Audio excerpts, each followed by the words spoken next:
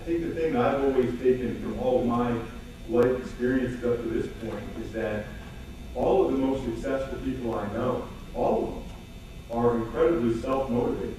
So I don't think that there's necessarily anything that I can say up here to motivate each and any one of you with your particular lives, but hopefully whatever I say can maybe force you to look at yourself a little bit and see maybe I can be a little bit more motivated in my life. I feel like a little bit I'm preaching to the choir. I mean, I look around, Coach Wolf, all-time winningest coach in Berks County. That wasn't because of any speech anybody gave him, other than maybe his wife, Jerry. it was because he wanted to do it. I look at Danny Christian, Brian Ela, Craig Caruso.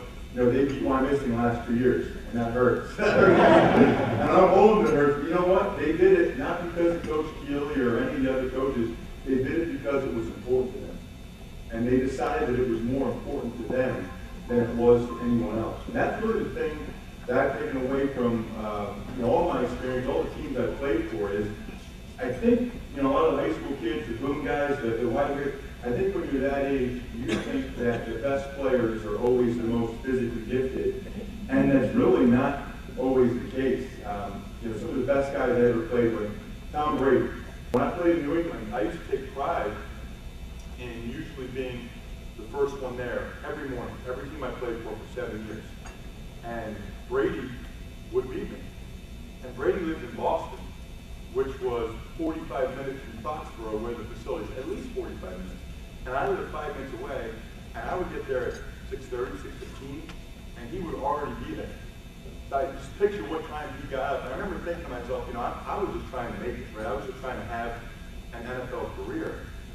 This guy had already won 3 Super Bowls by the time I got to New England.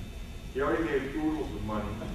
I think at the time he was dating Gisele Bundchen. So I was thinking to myself, if I were him, I'd like to sleep in a little bit.